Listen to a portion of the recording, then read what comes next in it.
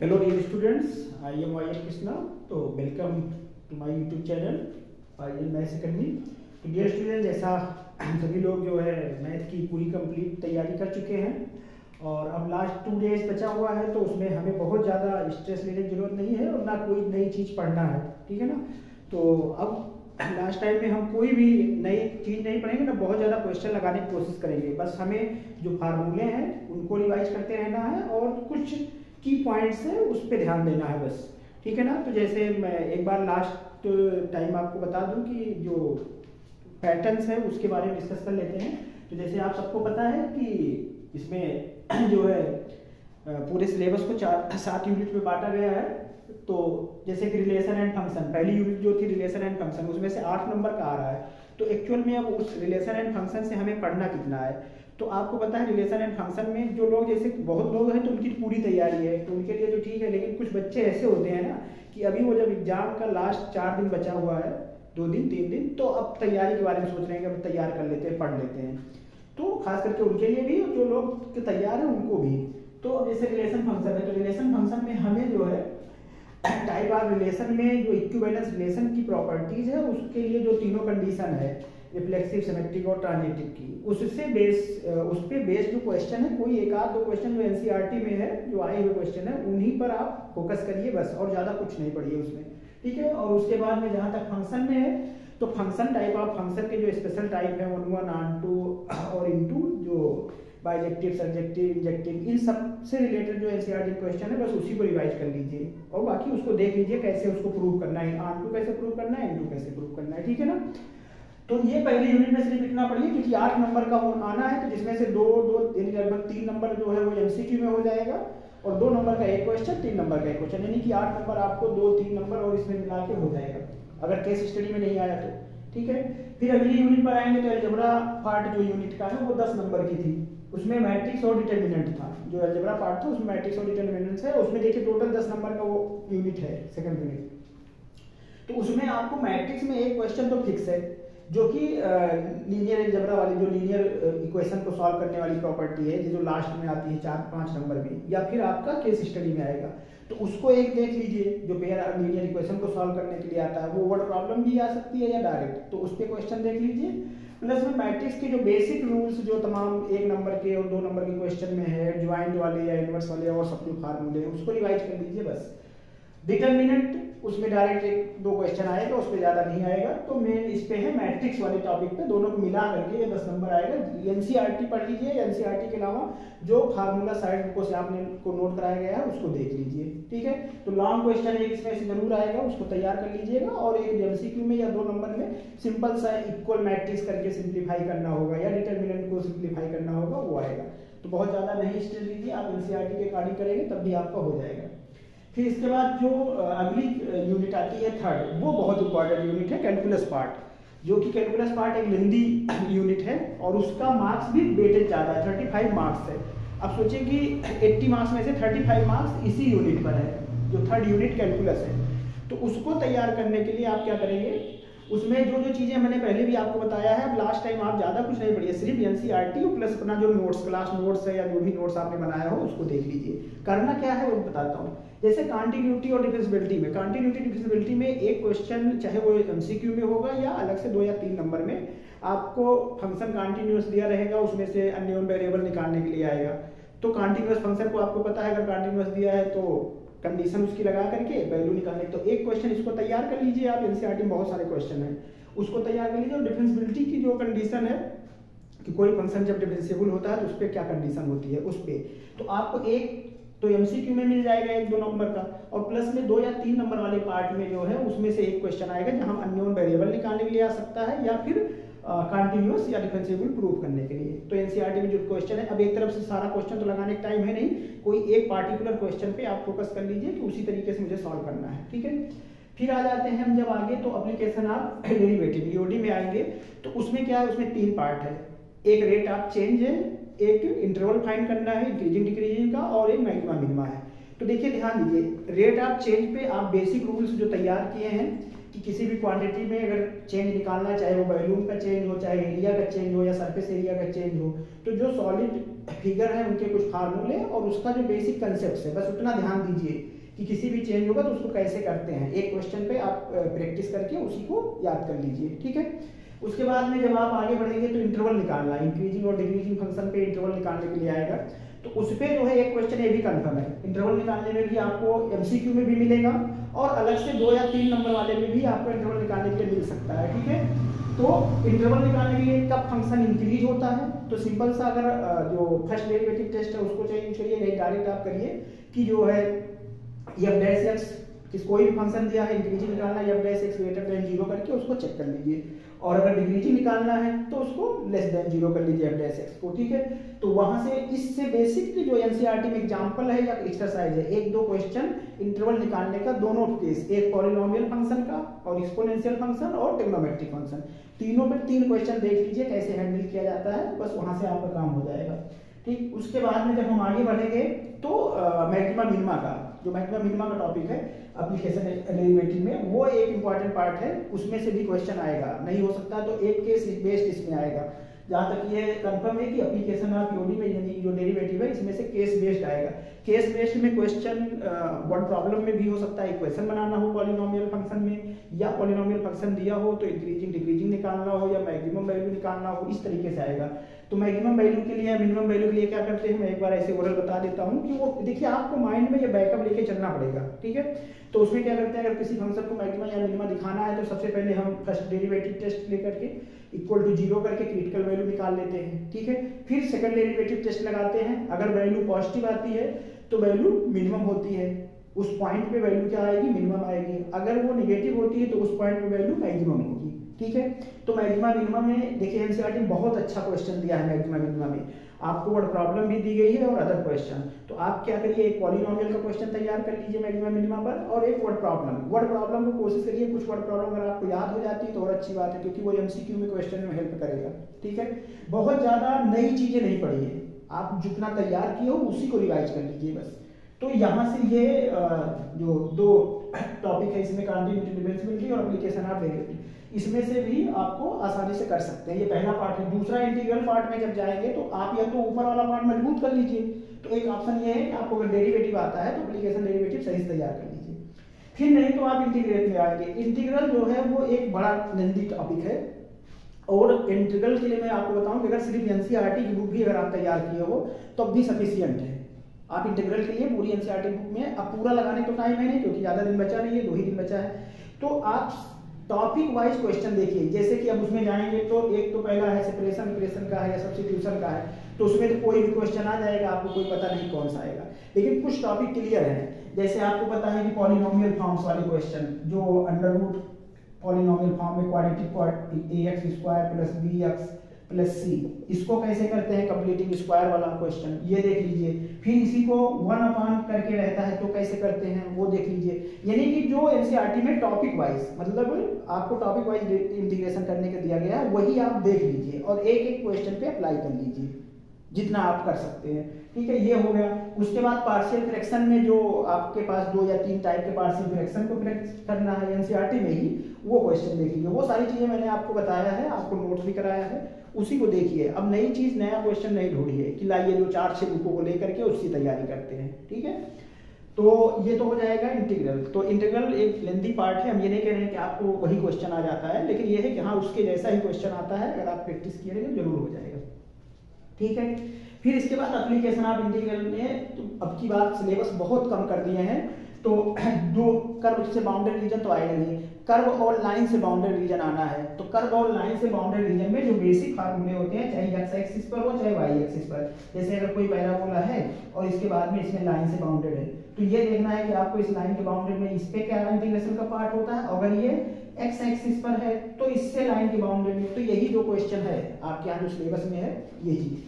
लेकिन एक बात और बता दें कि जो एप्लीकेशन ऑफ इंटीग्रेशन में नया जो पैटर्न आ रहा है वो एलपीपी प्रॉब्लम्स में जो बाउंड्री रीजन आता है उसकी एरिया निकालने के लिए, क्योंकि नए वाले जो अभी लास्ट में जो आया है सैंपल पेपर उसमें ये था कि एलपीपी वाली प्रॉब्लम से बाउंड्री रीजन निकालना है। तो आपको थोड़ा सा देखना पड़ेगा कि एलपीपी का यूज करके भी हम बाउंड्री रीजन जो बनाते हैं उसकी एरिया कैसे निकलेगी, ठीक है ना। तो वहां वाला क्वेश्चन भी देख लीजिएगा, हो सकता है कि वहां से क्वेश्चन आ जाए, ठीक। तो ये है, आप एनसीईआरटी में देख लीजिए। बाकी जो अभी इधर एक लेटेस्ट में आया था उसका जो क्वेश्चन हमने कराया है ना कि एलपीपी वाला बाउंड्री रीजन, उसको भी देख लीजिएगा। फिर आपको अगला जो मोस्ट इंपॉर्टेंट इसका कैलकुलस पार्ट का जो आता है वो डिफरेंशियल इक्वेशन। आप डिफरेंशियल इक्वेशन में 3 ही मेथड है, तीनों मेथड पे आप एक एक दो क्वेश्चन कर लो सीधा सा। जैसे पहला है आप सेपरेशन मेथड है, पहला जो है डिफरेंशियल इक्वेशन में सेपरेशन मेथड पे एनसीईआरटी खोलिए, उसमें पहली एक्सरसाइज में सेपरेशन मेथड पे एक दो क्वेश्चन हल करना सीख लीजिए कि कैसे होगा, और बहुत सारे क्वेश्चन कराए भी गए हैं। इसके बाद में आगे उसी डिफरेंशियल इक्वेशन में बढ़ोगे तो आपको होमोजीनियस वाला पार्ट है, तो आपको 2-3 क्वेश्चन ये देखना है एनसीईआरटी में कि होमोजीनियस पार्ट का कौन सा क्वेश्चन कई बार आया है, उस पे उसी क्वेश्चन का पैटर्न देख लो, ठीक है। तो होमोजीनियस क्वेश्चन में फिर होमोजीनियस फंक्शन होता है, तो होमोजीनियस फंक्शन में फिर कैसे उसको इक्वेशन निकालते हैं वो चीज देखना है, ठीक है। और ये सारी चीजें आपको एनसीईआरटी से हेल्प मिल जाएगी और अपना नोट्स, ठीक है। कोई नई चीज और कहीं ना तो कोई और यूट्यूब देखना है, ना कहीं कोई ऑनलाइन देखना है, कुछ नहीं, ठीक है। चाहे जितना कोई मैराथन चला रहा हो उससे कोई मतलब नहीं, आप जो सेल्फ साल भर पढ़े हो उसी से आपकी हेल्प होगी, ठीक है। इसके बाद में अगला जो है वो पीक्यू फॉर्म का जो इक्वेशन है, लीनियर इक्वेशन जो डिफरेंशियल इक्वेशन का है वो है। तो ये बात कंफर्म मान लीजिए कि इस डिफरेंशियल इक्वेशन से 3 क्वेश्चन बनता है, ठीक है ना।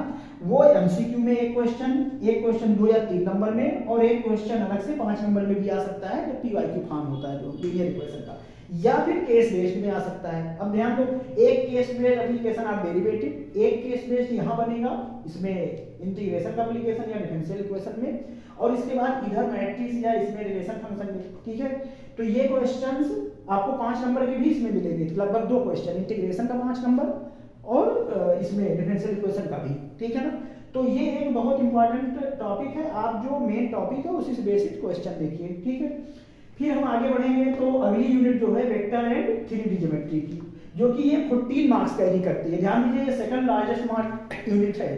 पहली तो ये जो 35 कैलकुलस पार्ट है, अगर कैलकुलस सही तैयार कर लो 35 नंबर उसमें से मिलना है। उसके बाद अगर 14 नंबर की ये जो है वेक्टर एंड 3D ज्योमेट्री तैयार कर लो। अच्छा, इसलिए ये आसान वेक्टर और 3D हम लोग फिजिक्स में भी पढ़ते हैं ये चीजें, ठीक है ना। तो आप फिजिक्स से चीजें पढ़े हुए हैं, थोड़ा सा कनेक्ट हो जाएगा वेक्टर वाला पार्ट, और उसी से बेसिस 3D ज्योमेट्री उसमें है। तो इसमें भी 2 पार्ट है, वेक्टर 3D ज्योमेट्री में आपको वेक्टर और 3D है। तो कुल मिला के 14 मार्क्स, मतलब एक प्रकार से देखा जाए तो काफी मार्क्स है। तो ये देखें तो ये लगभग 50 मार्क्स का हो जाता है सिर्फ 2 ही यूनिट। आप समझिए ये कितना मतलब बड़ा वाइड सेंस है कि आप 2 यूनिट तैयार कर लीजिए सही से, तब भी 50 मार्क्स का पेपर आप अटेंड कर सकते हो अगर सही से तैयार है फुल्ली कॉन्फिडेंस के साथ, ठीक है। तो अब 3D और वेक्टर में क्या है, वेक्टर में आपको डॉट प्रोडक्ट और क्रॉस प्रोडक्ट, और उसके बाद में डायरेक्शन रेशियो, डायरेक्शन कोसाइन, बस ये 4 टॉपिक आप मेनली तैयार करोगे तो वहां से हो जाएगा। डॉट प्रोडक्ट के केस में 2 वेक्टर के बीच का एंगल, क्रॉस प्रोडक्ट के बीच में केस में 2 एंगल और परपेंडिकुलर का केस, वो सारी चीजें जो मैंने आपको पढ़ाते समय बताया था वही देखना है। तो एनसीईआरटी सफिशिएंट है इस टॉपिक के लिए। मैं आपको बता दूं कि वेक्टर और इंटीग्रेशन कैलकुलस इन दोनों पार्ट के लिए जो कि अलग से कहीं पढ़ने की जरूरत ही नहीं है, एनसीईआरटी पढ़ोगे तब भी आपका काम हो जाएगा, ठीक है। उसमें सफिशिएंट क्वेश्चन है, सफिशिएंट एग्जाम्पल है और सफिशिएंट मटेरियल है। तो आप इन दोनों को पढ़ लीजिए, 50 नंबर का ये दोनों यूनिट होती है, ठीक है ना। तो इसमें ये वेक्टर में ये दोनों चीज देख लीजिएगा, और 3D में आप लास्ट टाइम में कार्टेशियन फॉर्म और इसका वेक्टर और कार्टेशियन फॉर्म जो इक्वेशन है लाइन का, वो दोनों डायरेक्ट जो फार्मूला है उसके बेस पे जो क्वेश्चन एनसीईआरटी में है उसको देख लीजिए, कैसे किसी 2 पॉइंट के बीच का इक्वेशन वेक्टर फॉर्म में निकलता है, कैसे कार्टेशियन फॉर्म में निकलता है, ये देख लीजिएगा 2 क्वेश्चन। और इसके बाद में उसी चैप्टर में उसी में है शॉर्टेज डिस्टेंस निकालना। वेक्टर फॉर्म में अगर इक्वेशन दिया हो तो उसका शॉर्टेज डिस्टेंस कैसे निकलेगा, कार्टेशियन फॉर्म में दिया हो तो उसका शॉर्टेज डिस्टेंस निकलेगा, ये चीज। फिर फुट ऑफ परपेंडिकुलर दोनों केस में, कार्टेशियन और वेक्टर फॉर्म में फुट ऑफ परपेंडिकुलर कैसे निकलता है वो, और फिर angle between 2 lines, angle between 2 lines में दोनों इक्वेशन पे कार्टेशियन इक्वेशन दिया हो तो कैसे निकलेगा और वेक्टर इक्वेशन दिया हो तो कैसे निकलेगा, ठीक है ना। तो ये चीज आप 3D में देख लीजिएगा और एनसीईआरटी के ही क्वेश्चन करेंगे, उससे हो जाएगा आपका, ठीक। इसके बाद में अगली यूनिट आती है एलपीपी, जो कि 5 मार्क्स की है। एक क्वेश्चन मतलब उसमें सिर्फ 2 ही क्वेश्चन पढ़ना ही है, और जिसमें से 90% चांस है पहले वाले पार्ट की, यानी बाउंड्री रीजन की जो आंसर आना है वो बाउंड्री रीजन में। और इसमें क्वेश्चन क्या आएगा, एक एमसीक्यू में आएगा एक क्वेश्चन, और बाकी एक क्वेश्चन वो 5 नंबर में हो सकता है, ठीक है। या फिर आपको केस स्टडी 4 नंबर की दे दें, तो एक एमसीक्यू में 4 नंबर की केस स्टडी तो 5 नंबर हो गया। या फिर इधर ब्रेक भी कर सकते हैं कि एमसीक्यू में 2 दे दें और 3 नंबर का कोई एक क्वेश्चन दे दें, ऐसा भी हो सकता है। तो इनका 5 नंबर देना है, तो इसमें जो 90% चांस होता है क्वेश्चन का, वो फिक्स्ड रीजन का बाउंड्री रीजन, ठीक है ना, तो उसकी एरिया फाइंड करना या उससे बाउंड्री रीजन बताना, ठीक है, वो चीज। अनबाउंडेड रीजन में और इनफ्लेक्सिबल रीजन में तो ये एमसीक्यू में बन सकता है, एक क्वेश्चन वो पूछ ले। तो 2 क्वेश्चन होता है कि कब जो है बाउंडेड रीजन की एरिया कैसे निकालते हैं, बाउंडेड रीजन की और अनबाउंडेड की। तो ये 2 क्वेश्चन आपको बताया गया है प्रातः में, उसको देख लीजिएगा। एनसीईआरटी में है क्वेश्चन, ऐसा नहीं एनसीईआरटी में नहीं है, वर्ड प्रॉब्लम आनी नहीं है, नए सिलेबस के अकॉर्डिंग वर्ड प्रॉब्लम है। फिर लास्ट एक बहुत इंपॉर्टेंट, मतलब ये समझिए कि 8 नंबर की ये जो प्रोबेबिलिटी का चैप्टर है, ये प्रोबेबिलिटी बहुत सारे बच्चों को तैयार भी होता है, बहुत सारे बच्चों को तैयार ही नहीं होता है, क्योंकि ये लास्ट में पढ़ाया जाता है तो बच्चे बहुत ध्यान भी नहीं दिए होते हैं। तो अगर आपको प्रोबेबिलिटी तैयार है, जैसे अब नए समय पर आप अब साल भर नहीं पढ़े तो अब प्रोबेबिलिटी में कह दूं जाओ पढ़ लो, तो नहीं हो पाएगा। लेकिन अगर आपने प्रोबेबिलिटी तैयार की है तो वो एक अच्छा मार्क्स लेने की, क्योंकि इसमें फिक्स नंबर होता है और ये कंफर्म होता है कि 4 क्वेश्चन तैयार कर लूंगा तो एक क्वेश्चन मिल जाएगा, वो भी लॉन्ग में 5 नंबर में, क्योंकि एक क्वेश्चन 5 नंबर का प्रोबेबिलिटी से भी कंफर्म है। प्रोबेबिलिटी से यहाँ से ये इंटीग्रेशन से 2 क्वेश्चन, और यहाँ ये रिलेशन फंक्शन या इसमें मैट्रिक्स, एक क्वेश्चन मैट्रिक्स से कंफर्म है 5 नंबर में। तो इस तरीके से 4-5 क्वेश्चन जो 5 नंबर में है, इसी में से आता है। तो वेटेज इसका क्यों प्रोबेबिलिटी का बढ़ जाता है, क्योंकि यहाँ 5 नंबर का क्वेश्चन मिल जाता है आपको। अब इसके लिए जो बच्चे प्रोबेबिलिटी तैयार किए हैं उनको इन्हीं 2-3-4 टॉपिक है, इसको देख लीजिए। कंडीशनल प्रोबेबिलिटी पर एक क्वेश्चन, ठीक है, उस जहां भी कंडीशनल प्रोबेबिलिटी है एनसीईआरटी में उसके आगे एग्जांपल दिया है, उसको जाके देख लीजिए, एक क्वेश्चन तैयार कर लीजिए। टोटल प्रोबेबिलिटी पर एक क्वेश्चन तैयार कर लीजिए, और बेस थ्योरम पर एक क्वेश्चन, और प्रोबेबिलिटी डिस्ट्रीब्यूशन और मीन रैंडम वेरिएबल्स पर एक क्वेश्चन। तो यानी कि 1 2 3 4 क्वेश्चन अगर आप प्रोबेबिलिटी के तैयार करते हैं और टॉपिक वाइज, तो कंफर्म मानिए कि कम से कम 8 में से आप 5 या 6 नंबर जरूर ले आएंगे, ठीक है। अगर सिर्फ ये जो बड़े बड़े क्वेश्चन उसके सामने लिखे हुए एग्जांपल में वो करते हैं तो ये कंफर्म मानिए आपकी प्रोबेबिलिटी से आपका काम हो जाएगा। सिर्फ आप क्वेश्चन को समझ के करिए और उसको कनेक्ट करिए अदर क्वेश्चन से।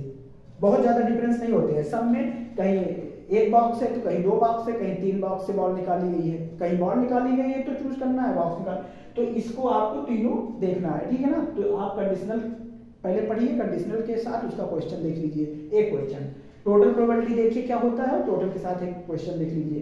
बेस देखिए, बेस पढ़िए, बेस के साथ एक क्वेश्चन, पार्टीशन वाला जो पार्ट है, और प्रोबेबिलिटी डिस्ट्रीब्यूशन, ठीक है। प्रोबेबिलिटी डिस्ट्रीब्यूशन अगर जब ये सब करना आता है तो प्रोबेबिलिटी डिस्ट्रीब्यूशन भी आसान ही होगा, कोई बहुत टफ नहीं है। तो ये देख लीजिए। तो इस हिसाब से अगर आप देखें तो अब बहुत ज्यादा क्योंकि टाइम है नहीं, अब आज जो है 6 तारीख है, आपको 9 तारीख को पेपर देना है, तो आज 6 तारीख का जो टाइम बीत ही रहा है, तो 7-8, ठीक है ना, 8, तो 2 दिन बचा हुआ है। 2 दिन में सिर्फ आप अगर देखेंगे, बहुत सॉर्ट आउट करेंगे इस हिसाब से, जैसे मैं बता रहा हूँ कि पूरा लेकर के एक साथ दोनों बुक बैठ करके एनसीईआरटी और टॉपिक वाइज कि हाँ इसमें से इतना पढ़ना है, ये टॉपिक। अब देखिए लास्ट टाइम तुम्हें निगलेक्ट भी करना है, जैसे यहाँ पर एक चीज और टॉपिक छूट रहा था, ये इनवर्स ट्रिग्नोमेट्रिक फंक्शन, ये 8 नंबर में आप ध्यान दीजिए, 2 8 की है, एक रिलेशन फंक्शन है, एक इनवर्स ट्रिग्नोमेट्री है।